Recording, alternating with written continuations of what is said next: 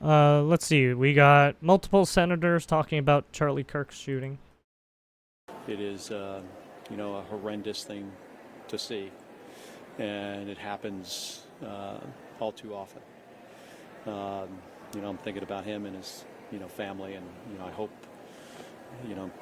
for a, that he makes a recovery from this. Shocking and tragic, and we're all praying Charlie's going to be okay. There is just no justification for the political violence that we're seeing in this country. I am very upset at the shooting of Charlie Kirk. He's a father with young children. He travels to college campuses to interact with young people. He's a wonderful person, and this is just appalling. When you think about this on top of the horrific murder of the young woman from Ukraine, and that followed the shooting of young Catholic children at Mass, it makes you wonder what is going on in our country that this kind of Was he Christian or Catholic? Is so regardless, but Thanks, Catholicism and Christians are almost the same thing. We don't know enough information. Branched off into a different fucking. Right. It Sect. scares you to death for he and his family. Unfortunately, there's crazy people in the world. We don't know exactly anything about this shooter and why he did it or what the facts are. But I guess we'll get the facts and find out what happened here. But my prayers are that Charlie's going to be completely safe and completely recover. He's a wonderful person. He's a wonderful family man. So my heart goes out to him. Do you know anything about the status of his condition? Are you in touch with anyone in his orbit right now? I've been reaching out, but I haven't talked to anybody yet. All right, thank you guys. Thank you. There you have it. And unfortunately, we do have a confirmation from Trump, right? The great and even legendary Charlie Kirk is passed on. No one understood or had the heart of the youth in the United States of America better than Charlie. He was loved and admired by all, especially by me. And now he is no longer with us. Melania and my sympathies go out to his beautiful wife, Erica, and family. Charlie, we love you. Well, there you have it. There is the confirmation.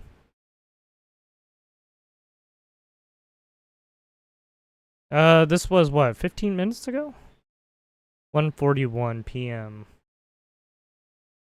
Yeah, about 15 minutes, 20 minutes ago, something like that.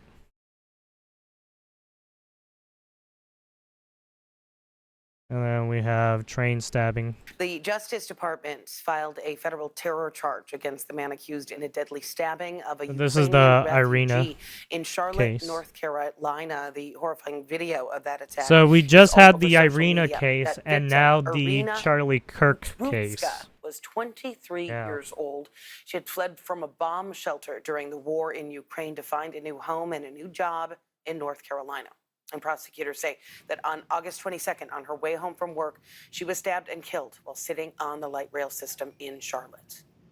The FBI says the man who murdered her is 34-year-old DeCarlos Brown Jr.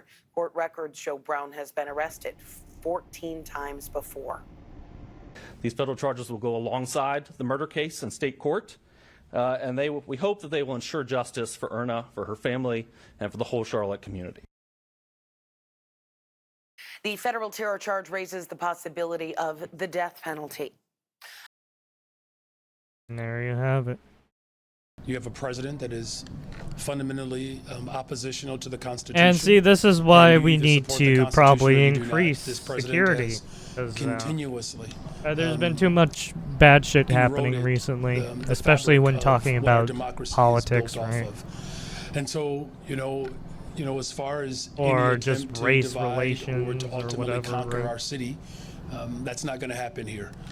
We want all of our residents to continue to put their arms around one another to protect one another, and I'm going to do everything in my power and use every single tool at my disposal to ensure the protection of our city. We remain firm and vigilant. Yeah, you should have done it, right. You should have thought of that before fucking the shit rights hit the of all fan. of Right? our residents. We're going Hey, you have to have ante Trump come with in a and new fix it. website so that the residents of Chicago Instead of know fixing their it rights. yourself. And that's what this is about. If this president was serious, he would work to coordinate with our local police department to get illegal guns off the streets of Chicago. That could actually help save lives. This president is not interested in the full vibrancy of our city. This is about his own political aspirations, which is ultimately to run an authoritarian government. And there it is. The reparations guy. Oof. Yeah, that's one of the mayors in Chicago. Or that's a mayor. We got President Trump getting heckled at a dinner. Yeah, this happened recently too. And then you had the Irina case, and now you have the Charlie Kirk case. I don't know if his it looks like his security is around, so it's like, I guess it's not that bad, but still. A little suspicious.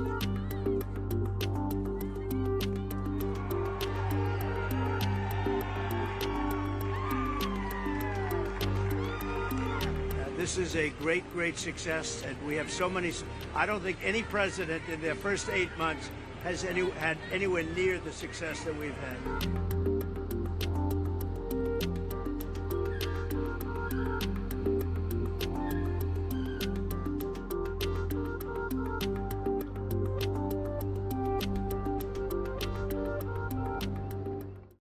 There you have it.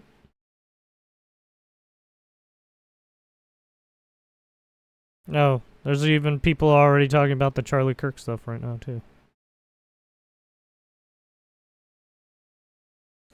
There seems to be some mixed hate with Trump right now. It's time to build back better. President Biden's first year, 6.6 million jobs have been created.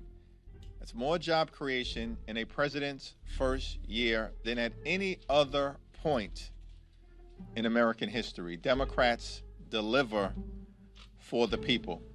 Joe Biden would be a good jobs president, and that's because he has a plan to create jobs. The final jobs report for the Biden-Harris administration was released today, and a remarkable 250,000 jobs were created last month, defying expectations.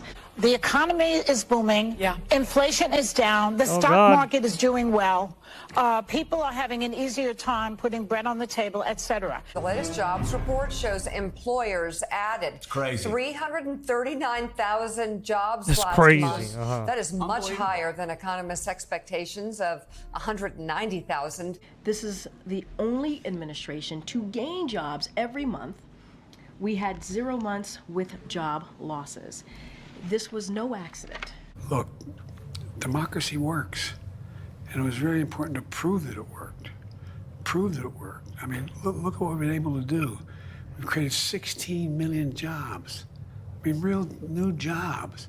The challenge that we have as an administration is we gotta let people know who brung it to them. That's our challenge. We are following major economic news. New numbers suggesting the U.S. labor market is not as strong as it has appeared to be. According to a preliminary report from the Bureau of Labor Statistics, the U.S. added nearly 1 million fewer jobs than originally reported for the year through March. This is a gigantic adjustment that we're talking about here. And if it holds through February, when the final tally is reported, this would mark the largest annual revision ever. This is the only administration to gain jobs every month. We had 0 months. This is the with only job administration losses. to gain jobs every month. She lied. What is a little atypical about this report is that the revision is so large. It is the largest on record, 911,000 jobs. To the downside, fewer jobs added over the course of that 12-month period. If you average that out, that's about 76,000 fewer jobs added each month. And that time period that we're talking about, that is mostly under the Biden administration, just a couple months, 3 months under the Trump administration. Wait a minute. Wait a minute. That's about 76,000 fewer jobs added each month. And that time period that we're talking about, that is mostly under the Biden administration. Come on.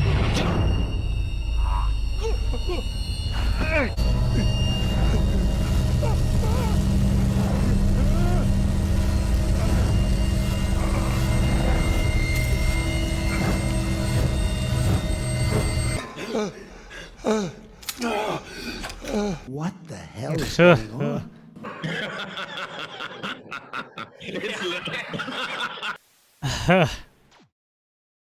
Yeah, wow. It's crazy how they can say a truthful thing sometimes, but then fucking lie about everything else, right?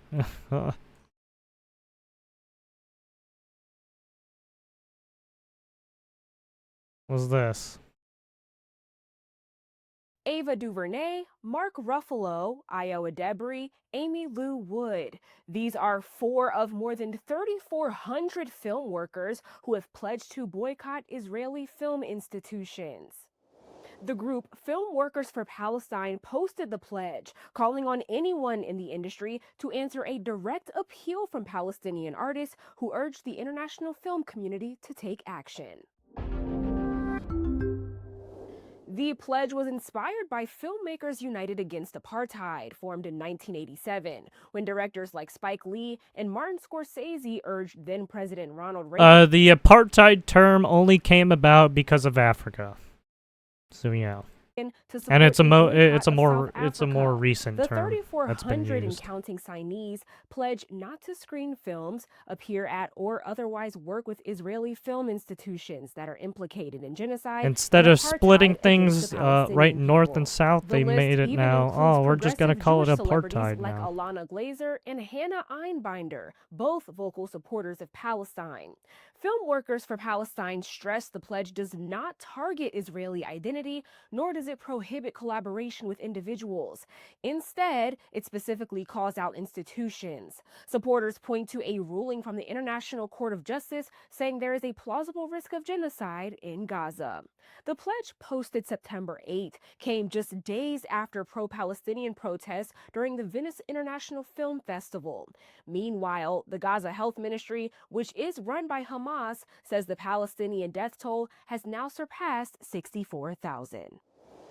A boycott won't shut down Israel's film industry overnight, but it could impact events like the Jerusalem Film Festival and reduce access to international premieres. And since it takes inspiration from the 1987 Filmmakers Against Apartheid movement, which helped isolate South Africa culturally and added Correct. pressure to end apartheid, supporters hope this... So they're trying to take the same framework that happened in South Africa and now apply it to Israel and what's happening with Palestine and Hamas. Pledge can do the same, using the power of film to push politics beyond the screen. With Straight Arrow News, I'm Kennedy Felton. Download our app or visit san.com for more.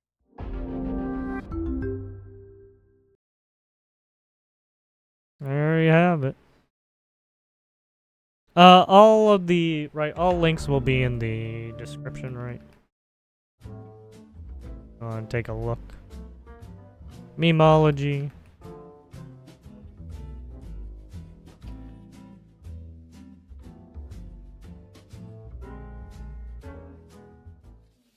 On January 6, 2021, a violent mob incited by Donald Trump viciously apparently attacked the Capitol they're gonna come as back for part the of an Jan effort 6 to overturn the results I guess of they the want to make another 2020 committee presidential election and halt the peaceful even though that transfer shit's of been power long for overdue. the first time in American history. Well, you already lost your chance. That's buddy. 100% a lie.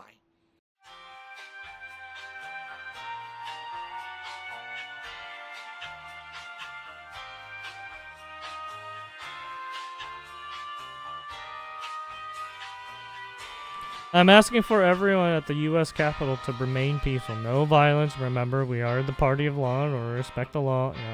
Yeah.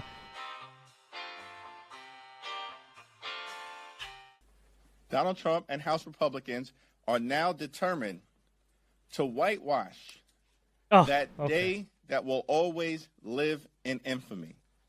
House Democrats will not let it happen. Not today, not tomorrow, not ever.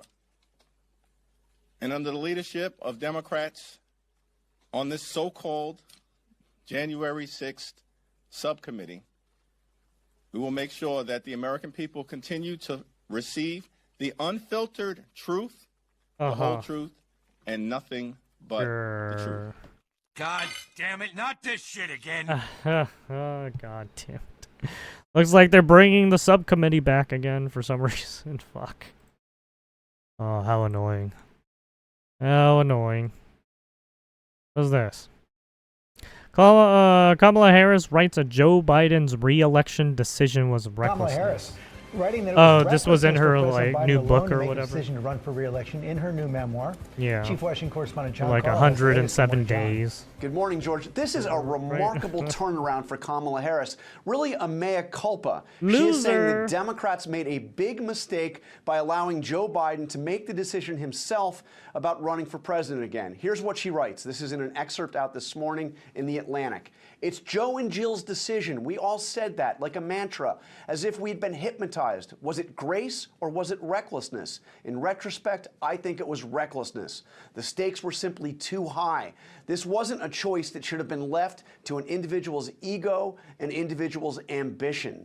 What is remarkable, George, about this is that Kamala Harris never suggested, either publicly or privately, that Biden shouldn't run again or that he should drop out of the race. She never did that before he dropped out. Also, for the first time in this excerpt, Harris expresses deep resentment towards the Biden White House. She says the president's advisors fed negative stories about her in the press, that they refused to defend her against attacks from Republicans, and that they never really gave her a chance to succeed as vice president. What do you mean? On one point, though, she actually defends Biden. She dismisses He was those just enacting who say the that same he was shit that Biden was incapable of doing. serving What do as you- president. Oh, She I'm says that different. at 81, No, you're Biden not. got tired, You literally just but said that you're at gonna his enact worst the same day, shit he was Biden was better doing. than Donald Trump on his best day. Robin? All right.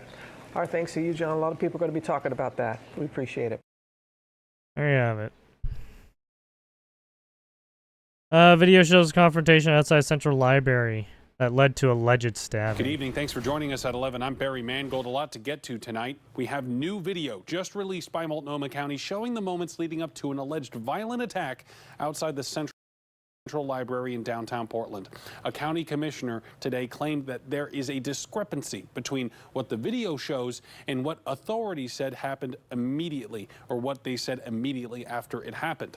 The video's release is coming as a grand jury returned indictments against 3 young people accused in this incident. We have K2's Victor Park at the live desk for us. And Victor, there are a lot of questions still surrounding this video. Absolutely, Barry. You know, the Multnomah County Chair, Jessica Vega Peterson's office, released surveillance video from 2 angles showing the August 25th incident. The DA's office declined to identify anyone in the video. We have identified, though, the person who appears to be the victim based on the descriptions in court documents. He appears in the video wearing a white hat. Take a look. Watch this video from August 25th closely, and you will see a group of 4 all standing outside the Multnomah County Library. You then see them appearing to have a verbal exchange with someone across the street. A man with a white hat approaches them. According to court documents, the man yelled at the group in an attempt to stop a disturbance. Well, video shows a confrontation between the man and the group. Library security approaches the group, and the confrontation lasts about 40 seconds before the man in the white hat walks across the street to a streetcar stop. Well, one person then follows him, but another member of the group pulls that person back. The group continues to make hand gestures, and then you can see a woman and the rest of the group cross the street. At this point, according to court documents, the victim they get into a the fight, group surrounded him and attacked. Well, it's hard to see behind cars on Yeah. the street but authorities found the 44-year-old victim with multiple stab wounds and cuts. A 21-year-old and two 18-year-old suspects were arrested after fleeing the scene and are now charged with assault and other charges. Commissioners are taking issue with how authorities have described this incident. Chair Jessica Vega Peterson says, quote, "There seems to be a serious discrepancy between the video I saw, reports from library and security staff, and how this incident was reported by PBB and subsequently some of the media. To date, what has been shared publicly appears to rush to judgment around a serious incident involving young black people, despite the existence of video footage and statements that are complicated." Commissioner Shannon Singleton says, in part, "It is critical that we are accurate in the stories we tell and the language we use about black youth to avoid the ongoing history of racism and fear-mongering." Wow. Okay, and neither of the commissioners explained what someone's exactly actually they trying found to be troubling more, in the video, or what they think could be wrong in court right, documents cognitive written by of it, I police and guess. prosecutors. We've reached out to both the DA's office and Jessica Vega Peterson for interviews tonight. The DA's office declined, and we have not heard back from the county chair, people are Vega actually Peterson. trying But to if be you more would like to see the full cognitive footage of the about the incident, situation we have uploaded those two that these videos people keep as fucking provided by the spinning. county to our website and YouTube channel. At the Live Desk, I'm Victor Park, K2 News. All right, good information, Victor. Thank you for that update. Well, Adam referenced the... Well, there you have it. Let's read this. At least 3 injured in shooting in suburban Denver high school. This was recently today. At least 2 students have been shot in an active shooter situation at Evergreen High School on September 10th, 2025, according to the Jefferson County Sheriff's Office. 3 critical patients are being treated at Common Spirit St. Anthony Hospital in Lakewood. Parents are directed to Bergen Meadow Elementary School for students' reunification. Colorado Governor Jared Polis stated, "We are all praying for the victims and the entire community." Jefferson County 911 Dispatch Center described the situation as active scene near the high school. Sorry, I'm like getting... Officials advised parents and guardians not to go to the Evergreen High School due to ongoing police activity. A reunification area is being set up at Wilmot Elementary School, located at 5124, South Hatch Drive? Yeah, I should slow down on reading sometimes. My bad. Left-leaning coverage emphasizes the human toll and community impact of the Evergreen High School shooting. Using emotionally charged language like students should be able to attend school safely. Offering empathetic appeals such as "we are all praying for the victims." Narrative focused on vulnerability. In contrast, right-leaning sources adopt a more procedural tone, labeling the event as active assailant. Incident and concentrating on factual logistics like the exact reunification site, avoiding emotive commentary. A pivotal dividing line emerges around official responses. The left highlights Governor Polis's safety calls, while the right de-emphasizes this, reflecting broader ideological priorities on school safety and authorities. Both sides, however, agree on the core facts: the number of injured students and law enforcement involved, underscoring a shared recognition of the incident's severity despite divergent framing that mirrors deeper cultural and political fault lines. Basically. It's the same thing that's happening to Charlie, right? The Charlie Kirk story now, right? People got their weird fucking cultural and political fault lines and they want to fucking push it.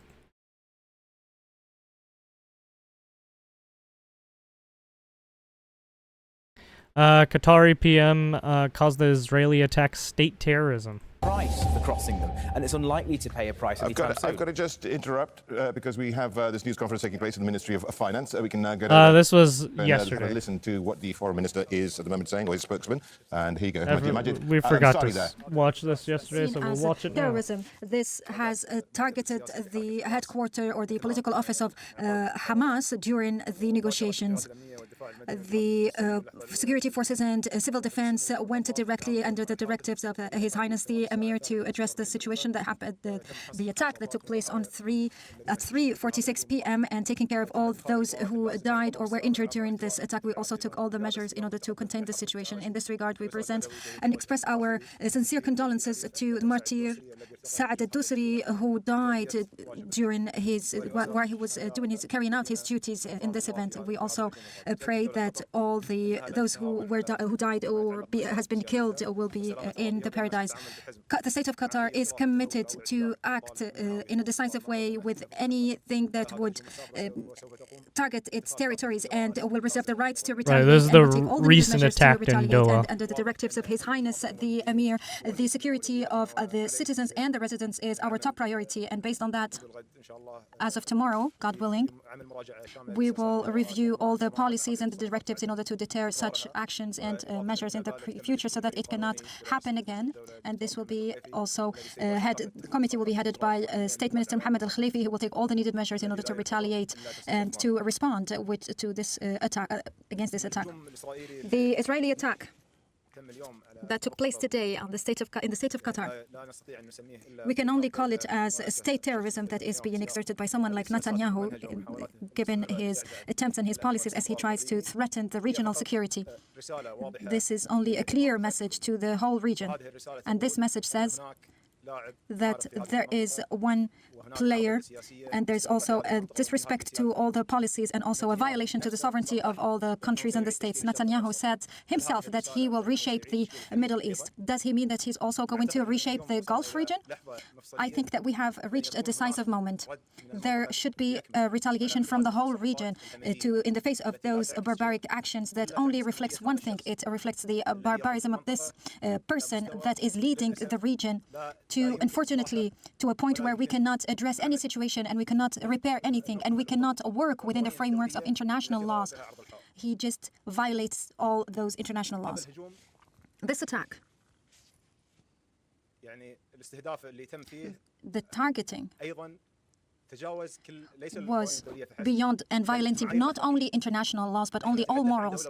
We are talking about a mediator state that is hosting formal negotiations in a formal and official mediation and hosting with a delegation from a state that is sending missiles and rockets against another group of a delegation from another state that they're supposed to negotiate with. How can this be morally accepted?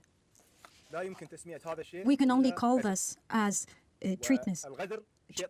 And to be cheated on or to be treated in this way and coming from such a person is not surprising. However, this is a systematic behavior coming from a person that is claiming or alleging that they want to stabilize the region, but what he's doing is only destabilizing the region for his own and personal goals. During the last days, the negotiations were ongoing and it was on track upon the request of the American or the U.S. side as we were deciding on reviewing the final paper that was received from the U.S. side. And despite this, and despite that Israel was sending their delegation, they worked on not keeping any possibility to reach any deal. Is there any clearer message that the world needs to understand who is closing and shutting the door of peace? Does the international community need any other messages to know who's the bully in the region? The history will record this event, and the international laws should take such incident into consideration. Because working on violating the sovereignty of states without any respect and in a reckless manner, this is something that we should take into consideration, and we should take all the needed measures to counter such behavior. We have worked and open challenge with all the friendly and sisterly countries in order to take all the needed measures and to address this attack. And God willing, we will announce all the steps and measures that we will take in the upcoming days. Thank you. Good evening. Thanks for joining us at 11. All right, there you have it. So apparently they're taking the necessary steps at whatever's going on. Is that socialism is for morons? Now, Senator John Kennedy of Louisiana, he said it best, quote, "I believe our country was founded by geniuses, but it's being run by idiots." And that's just one of many of the idioms that you can find in his brand new book, How to Test Negative for Stupid. Anyway, and why Washington never will. Senator Kennedy is with us now. That is a great title for a great book. Congratulations, Senator. But it kind of reflects the age we live in many ways, doesn't it? Yes, it does. And let me say a word about Mr. Mamdani. He's a socialist. We know that because his purse fell open and a copy of Socialism for Dummies fell out. Let me explain socialism to you. I read this somewhere. Pay your kid $20 to clean out the garage. And when he's finished, take $15 from him and give it to your other kid who didn't help. That's socialism. It's soul crushing. Socialism is for morons. It's untethered to reality. There's no historical case for it. It's just an equal sharing of misery.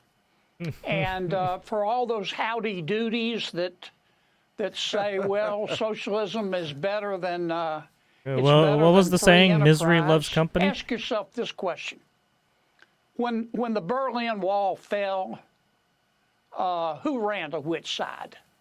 And I think that answers the case for socialism versus free enterprise. I hope people will buy the book. It's going to come out in October. It's not a policy book per se. It's a story book. Many of the stories are humorous. Some of them are bizarre. They're all true. I use stories to try to help the people understand what the U.S. Senate's really like, to explain to them why in Washington normal is just a setting on the dryer, and to make the case about why it doesn't have to be that way if we just have a return to common sense. I tell stories about President Trump, about my time, the hour I spent with Joe Biden, about Lindsey Graham, about John McCain. I think it'll make you laugh. I think it'll make you laugh, and it may want to make you want a day drink.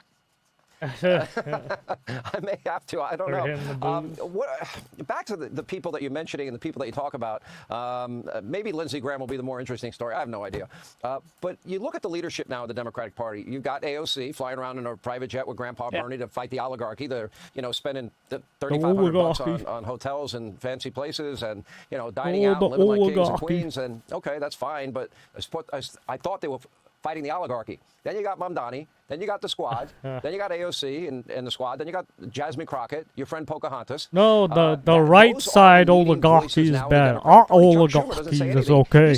Our oligarchy is always okay. Well, look, I don't hate anyone, Sean, but Congresswoman Ocasio-Cortez is a creation of the media. Well, she checks all the boxes. She's young. She's liberal. She's attractive. She's ethnic. Her problem is that she's shallow as a puddle.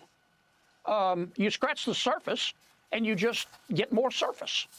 For her recent conduct, which you talked about, she gets and deserves a certificate of hypocrisy. And I would remind her that it's not your beliefs that make you a good person; it's your behavior. Watch what politicians do, not what they say. Oh, yeah. Some of America's you're the most quotable senator. Always be yourself. Thinking how you act. I say this gently. This is why the aliens won't talk to us. If you trust government, you obviously failed history class. I believe that our country was founded by geniuses, but is being run by idiots. Always follow your heart, but take your brain with you. And I can keep going. I've asked you this once before. Do you actually prepare these lines, or do they come up spontaneously? Nobody writes my material. The things I say for me.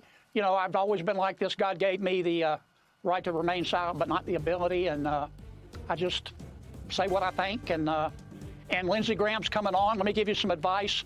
If you take Lindsey's advice, you'll end up drunk, so be careful. I'm going to tell him you said that.